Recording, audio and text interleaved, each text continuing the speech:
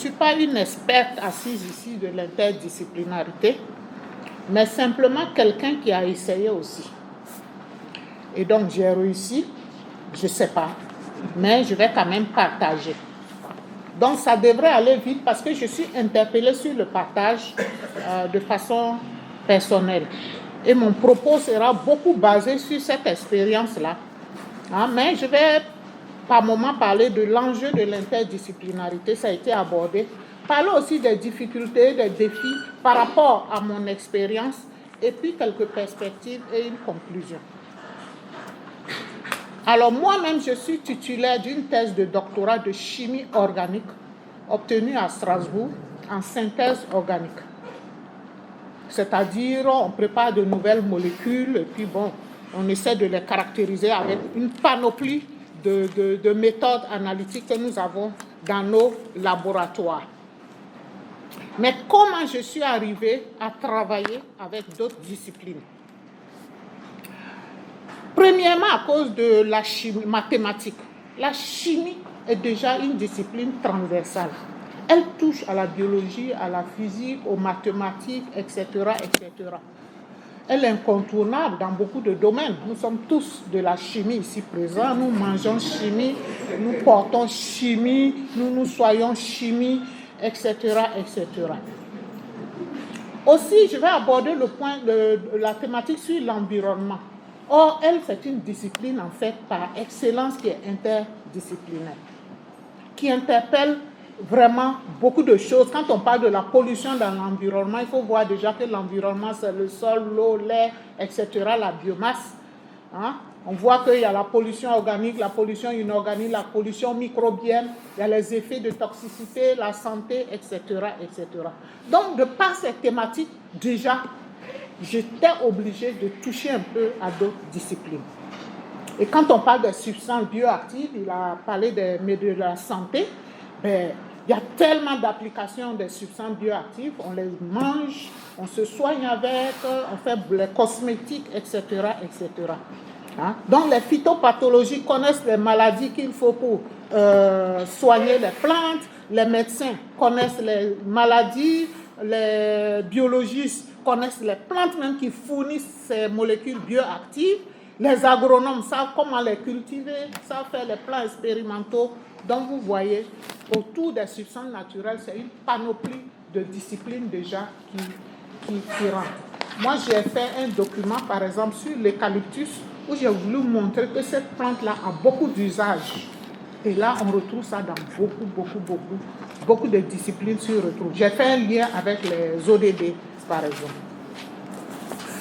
Alors, le deuxième facteur qui a fait que je suis rentrée dans le multi-pluri ou interdisciplinarité, c'est un facteur externe. En fait, il n'y a plus ce projet de développement qui ne va pas inscrire quelque part multi-partenaire, multidisciplinaire, vous êtes obligé d'y aller si vous voulez cet argent pour travailler. Et quand, au fur et à mesure qu'on écrivait les projets, qu'on évaluait, souvent on était vraiment très content de notre consortium, très content de notre projet, mais on nous disait, il vous manque telle discipline. Généralement les sociologues. Voilà. Donc il fallait appeler aussi les sociologues. Donc c'est une obligation. Et je pense que ça vient aussi par opportunité. Ça, franchement, je vais un peu insister sur ça. Par opportunité. De ta propre initiative ou d'initiative des autres qui viennent vraiment t'attraper dans ton bureau. Comme toi, tu travailles sur ça, on a besoin de toi aussi pour tel aspect. Tu te lèves, tu te joins à eux, donc tu es obligé de les côtoyer au quotidien. Donc ce sont des opportunités.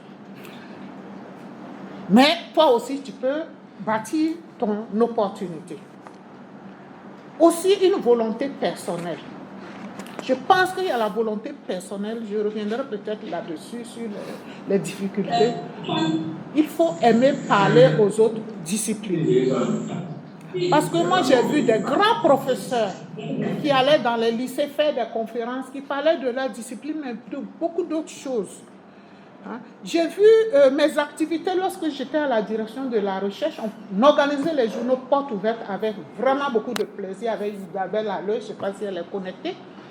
Et c'était tous les doctorants de l'université, toutes disciplines confondues. On aimait ça, on écoutait les communications, on les comprenait. Comme ce sont des jeunes chercheurs, bon, donc ils ne rentrent pas dans des thématiques trop spécifiques des seniors, donc on comprenait. Donc tu commences à aimer même les autres disciplines. À intégrer, à être sensible aux questions des objectifs de développement durable, à vouloir les intégrer comme thème de concours, etc., etc. Il faut l'aimer, c'est-à-dire il faut aimer un peu le sortir de sa discipline, mais aimer le développement, vouloir que sa discipline puisse concourir aussi aux besoins de développement. Alors, je vais vous parler de deux thématiques. Le premier, c'est sur l'eau. Et le deuxième, ce sera sur les biopesticides. Alors, j'ai eu d'autres thématiques sur le biodiesel, les biocarburants de façon générale, ou bon, les biomatériaux, mais j'insiste un peu sur ces deux-là aujourd'hui. La question de l'eau. L'eau, même, vous savez, l'eau, c'est la vie. Si on dit de la vie, en ce moment, tout le monde est interpellé. En fait, j'ai été cooptée lors du début du CEPAC. On en a parlé dans ma description. J'ai été directrice adjointe et puis directrice même après. Nous étions les premiers enseignants. Et c'est un centre qui a été créé à l'université en 1999, qui a fonctionné dans les années 2000. Et donc, beaucoup d'enseignants qui se voulaient inter-UFR au départ. Même si c'est abrité par l'UFR SVT aujourd'hui, c'est pour une question de diplôme. Sinon, tous les enseignants viennent de tous les UFR. Et donc, nous avons été formés même aux Pays-Bas pour aborder nos enseignements. Moi, j'étais chargée de parler de pollution. Mais si je dois parler de pollution, vous êtes d'accord avec moi qu'en long et en large, dans tous les sens, tu as les polluants, tu as les impacts, les effets, etc., etc. Et donc, pour allier mon enseignement à la recherche, il y avait un appel à projet au sein du CEPAP. Le budget, c'était 10 millions. Donc, j'ai fait un projet multidisciplinaire où j'ai associé des sociologues, des biologistes, biochimistes, etc. Et on a travaillé ensemble. Mais quand je parle d'opportunité, ce premier projet que je dirais multidisciplinaire, c'était quand même intéressant parce qu'on faisait des sorties ensemble, a continué par un grand projet, par une opportunité, lorsque le professeur Tungiano m'a appelé au labo pour me dire viens, parce que tu travailles sur l'eau, mais on a un vaste réseau biota sur la biodiversité. Et nous allons donc aborder la qualité du sol, de l'eau, de l'environnement de façon générale par rapport à l'impact sur la biodiversité. Voilà, il a fait sa thèse dans ce programme. C'était très vaste. Alors, pour vous dire qu'une chimiste dans ce projet, qui est chargée de faire l'état des lieux, la qualité de l'environnement dans un programme biodiversité, tu es avec des biochimistes, avec des biologistes, vous allez pour faire l'échantillonnage de vos matrices environnementales, mais il y a celui qui doit s'occuper des batraciens. Vous devez choisir le site où lui aussi va faire la corrélation entre l'état de l'environnement et ses batraciens. Il y a celui qui veut faire les termites. Vous devez aller là où vous pouvez aussi faire l'échantillonnage pour après faire la corrélation avec la qualité de l'environnement pour les termites. Il y a celui qui fait faire les chauves-souris. Vous voyez les poissons. Donc la chimie se trouve vraiment ballottée pour satisfaire à tous ces besoins-là. Mais c'est intéressant parce que le choix des sites, après, quand vous allez faire tout ça, comme le milieu n'est pas le même, ben, ça te permet d'expliquer des modes de dégradation de vos polluants qui étaient donc les pesticides dans notre cas. Donc voilà un vrai défi déjà au niveau des choix des sites. Les sociologues, comme ils savent très bien parler, ça évite aux chimistes et eux ils vont avec les producteurs pour faire l'historique en fait des champs. Et tout ça, ça contribué donc en tout cas à interpréter nos résultats à la fin du projet parce qu'on avait aussi une thèse à l'intérieur. Donc, voilà un exemple où c'était vraiment intéressant, où nous avons collaboré, les choses se sont bien passées. Après, chacun avait ses histogrammes, mais on retrouvait vraiment des corrélations claires et nettes. Et ça, ce succès a eu lieu parce qu'on a discuté avant et on a décidé ensemble du choix des sites d'échantillonnage. Le deuxième exemple, c'est les biopesticides. Mais je reviens au premier exemple pour dire c'est un modèle que je trouverais d'une chaise où on peut déposer un objet. Pour que ce soit stable, Chaise à 2 pieds, ce n'est pas évident, mais dès qu'il y a 3 pieds, c'est déjà stable. 4 pieds, c'est l'idéal. Mais souvent, on renforce encore les pieds de 2, c'est encore plus stable. Si on veut encore plus stable, on met même des diagonales. En ce moment, vraiment, la chaise ne va pas se casser, quel que soit le poids de l'objet qu'on y met. Le deuxième, l'image que je prendrai, c'est l'image d'une sauce. Comme je suis femme, je vais préparer une sauce arachide. Comme on n'a pas le temps, nous les universitaires, je peux peut-être les samedis faire bouillir la pâte d'arachide, faire bouillir les oignons, faire bouillir la viande, faire bouillir la tomate, faire bouillir séparément et je congèle. Et quand je vais faire la sauce arachide, ben je sors un peu de chacun bien cuit et je mélange, je chauffe un peu. Qui va manger cette sauce? Tout est cuit. Personne ne va manger ça. Au contraire, il faut un dosage bien savant, les cuire ensemble. À la fin, il n'y a plus l'oignon, il n'y a plus la viande, il n'y a plus la pâte. Tout a pris. Mais si je sors un morceau de viande, que je le mange, je sais que c'est une viande sortie d'une sauce arachide. Ce n'est pas une viande sortie de la sauce gombo. Ce n'est plus la même viande. L'oignon aussi, ce n'est pas le même morceau d'oignon. Donc, vous voyez, ça, c'est l'idéal qui va être la transe, peut-être qu'on espère, mais c'est difficile à avoir. Alors, donc, voilà un peu ces opportunités. Bon, je finis avec ça. Donc, ce deuxième exemple sur les biopesticides, vous comprenez. Et là, je parlerai d'un projet parce que mon expérience avec les biopesticides, ça a commencé depuis les années 2000. C'était des opportunités parce que c'est des Suédois qui sont venus, qui nous ont organisés. Et comme ils voulaient développement, comment je vais choisir un sujet aussi? J'ai travaillé sur les substances naturelles, mais l'application. Donc, on a choisi biopesticides parce qu'après avoir travaillé sur mettre le doigt sur la pollution de l'environnement par les pesticides, il faut aussi proposer une alternative. Donc, l'alternative, c'est les biopesticides d'origine végétale parce qu'on travaillait déjà sur les substances naturelles. Donc, avec ce partenaire suédois, on a commencé un projet dans les années 2008 de longue durée jusqu'à aujourd'hui et ça permet d'avoir des partenariats durables. Et nous sommes sur un projet qu'on appelle Biorahma. Et le deuxième exemple sera sur ce projet. Ce projet, c'est quoi? Pouvoir travailler avec des femmes pour produire des biointrants parce que c'est très demandé. Ceux qui disent faites l'agriculture biologique, ne faites pas l'agriculture conventionnelle, mais donnez-nous les bons produits. Donc, le défi, c'est d'avoir des formulations biopesticides efficaces,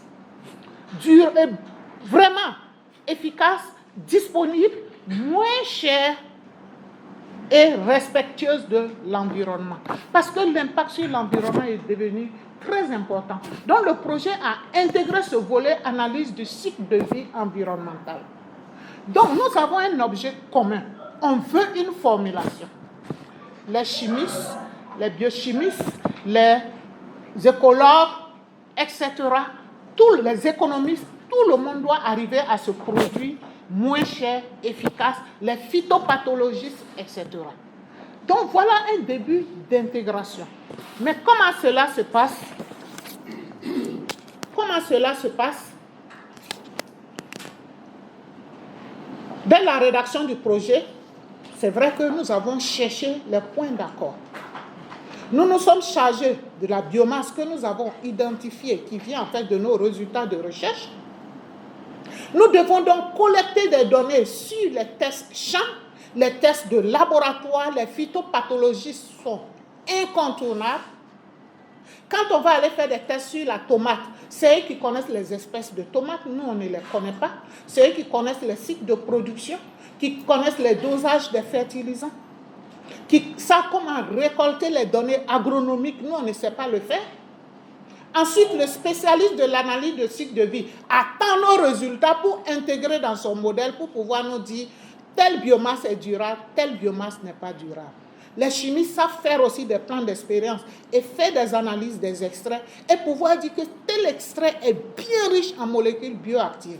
Mais dès que pour faire l'extrait, nous utilisons l'éthanol, ça pose un problème au spécialiste de l'analyse de cycle de vie qui nous dit non, ce n'est pas durable.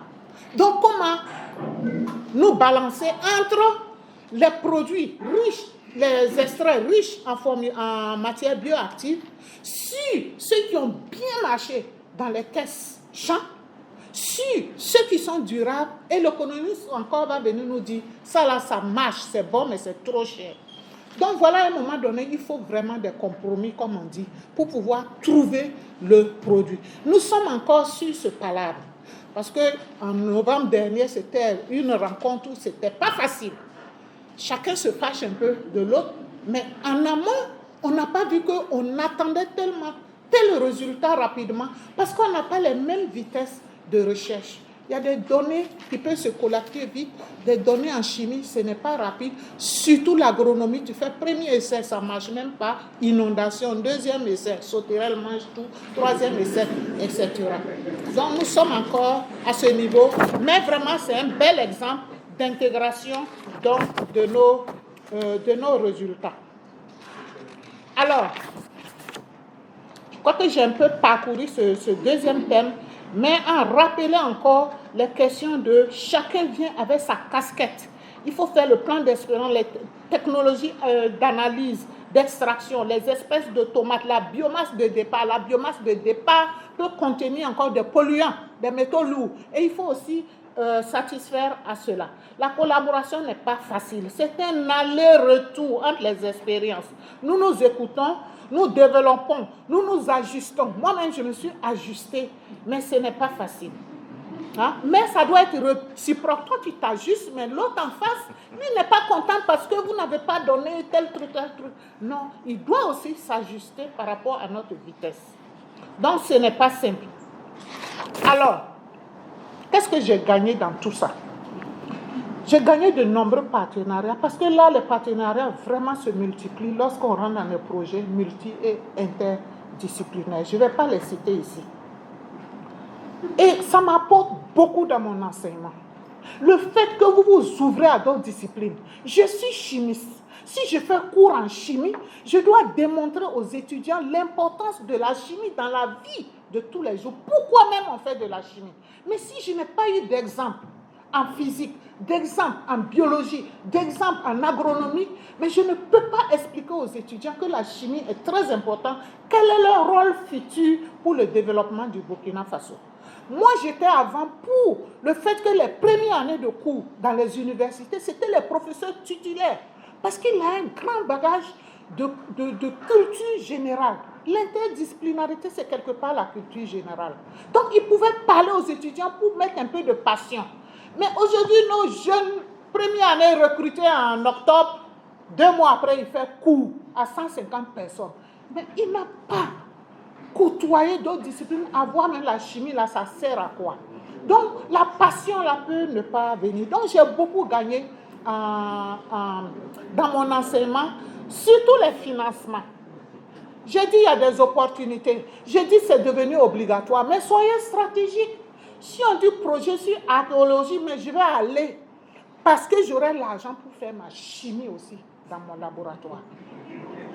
Si on dit projet sur, je ne sais pas moi, en philosophie, l'esprit des chimistes, je vais aller pour avoir un budget sur les 7 thèses que j'ai encadrées, je vous dis 5 sont des projets.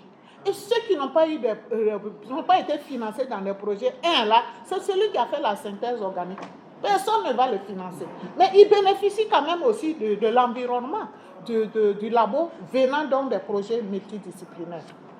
J'ai aussi fait des publications. C'est vrai que je n'ai pas publié dans Nature ou dans Science, qui sont des grands journaux multidisciplinaires. J'ai publié dans ma discipline, mais j'ai aussi fait des copublications, beaucoup de copublications avec des phytopathologistes, avec des biochimistes. Donc souvent, c'est arrivé quand même à des copublications. Je reviendrai un peu à la question de la publication. Alors les enjeux, je vais aller vite. J'ai dit ce qui était attendu de moi. Le reste, j'ai ajouté. Les enjeux, les partenaires au développement n'ont pas le choix de dire développement, de nous imposer donc l'interdisciplinarité. Mais sachez que vous n'allez pas y échapper. Les mots sont nouveaux aujourd'hui, One Health, éco-santé, une seule terre, etc., etc., les nexus. Vous avez vu, le Zerbo est venu faire la belle conférence sur diplomatie et sciences. On n'a pas le choix. Si on dit alicament, c'est aliment et c'est médicament en même temps. Donc, il faut y aller. Ensuite, c'est un moment pour mobilisation des finances, je l'ai dit. Alors, je passe au défi rapidement. Ça a été abordé, mais j'insiste là-dessus. Je ne voudrais pas qu'on pense que l'interdisciplinarité, c'est ce qu'il faut. C'est quand même une affaire de senior, moi j'aimerais bien dire. Un jeune doit d'abord maîtriser sa discipline avant d'y aller. Parce que si vous allez, eux, ils comptent sur vous pour répondre à toutes les questions de chimie. Mais si vous-même, vous n'avez pas encore bien compris la chimie, mais vous avez l'air un peu bizarre ou vous allez raconter du n'importe quoi. Donc, renforçons, monsieur le vice-président, les laboratoires avec les équipements, avec les produits chimiques, pour qu'on fasse l'expérimentation, pour faire de vrais chimistes, de vrais biologistes, de sorte qu'après, ils puissent aller dans les projets interdisciplinaires. Mais celui qui n'a jamais manipulé depuis le lycée jusqu'en deuxième année, il va aller rentrer dans quel projet interdisciplinaire? Ensuite, le problème, c'est qu'on copte à la dernière minute. Ah, j'ai un projet, on dit il faut un sociologue. Professeur Soubega, est-ce que tu peux m'aider s'il te plaît? Mon ami, il est gentil avec moi, il va venir. Son budget même n'est pas beaucoup. Donc, il vient m'accompagner. Donc, il n'intègre pas. Il n'intègre pas. Il ne va pas avoir de la satisfaction scientifique même pour lui. Donc, voilà notre danger de copter toujours. Et la dernière difficulté, pas de moins, c'est la question du CAMES. Le CAMES reste disciplinaire. Même si nos écoles doctorales sont interdisciplinaires, on veut qu'on publie dans notre discipline. Si tu publies dans une, non, ton journal là, c'est pas. Donc, c'est un frein à la chose. Mais je pense que quand on est senior comme nous, on peut se permettre quand même de faire, parce que c'est ça qui va donner le développement. Et le problème, on n'aime pas les autres disciplines. Regardez dans cette salle, les sciences humaines sont là. Je ne vois pas les sciences exactes ici. Les gens sont dans leur... Ils sont là. Bon, c'est pas mon labo est là. Imaginez un mathématicien avec un philosophe. Chacun va dire que c'est sa discipline qui est la meilleure. On met nos disciplines au-dessus des autres. Non, toutes les disciplines sont importantes. Il n'y a pas une où on est plus intelligent pour aller là-bas par rapport à une autre discipline. Non, c'est ce qu'on aime. On choisit une discipline parce qu'on aime ça. Voilà, sinon, il n'y a pas de suprématie. Donc, il faut accepter parler aux autres. Il faut accepter vraiment se frotter aux autres. Donc, commençons par le premier voisin, chimie organique, chimie inorganique. Après, on va aller en biologie, biochimie, etc., etc., avant de toucher à des sociologues, à des géographes, etc., etc. Bon, je ramasse un peu la fin et je dis l'université gagnerait peut-être à faire un vrai colloque, parce que j'avais cité aussi leur colloque sur la pandémie de la Covid, c'était très intéressant, mais comme un document de capitalisation des projets qui ont eu pour des exemples, des cas pratiques ou des success stories. Donc, je termine en disant, acceptez de bien vous former dans votre discipline, maîtrisez votre méthodologie et vos concepts avant d'aller vers les autres, et soyez sûr que ça va vous fournir de l'argent. Je ne suis pas riche dans les poches, loin de là, pas du tout. Mais ça va enrichir votre enseignement et ça, c'est important. Et il ne faut pas voir seulement la recherche, il faut voir l'enseignement. Et là, rapidement, le CEPAP est un master aussi vraiment exemplaire dans le domaine. Il n'y en a pas beaucoup. Quand on regarde les noms des laboratoires, il y a un seul laboratoire interdisciplinaire qui est en RH. Après, biosciences peut-être. Il n'y a pas de laboratoire comme ça, interdisciplinaire avec plusieurs disciplines. Bon, voilà, on m'a forcé à raccourcir. Je raccourcis.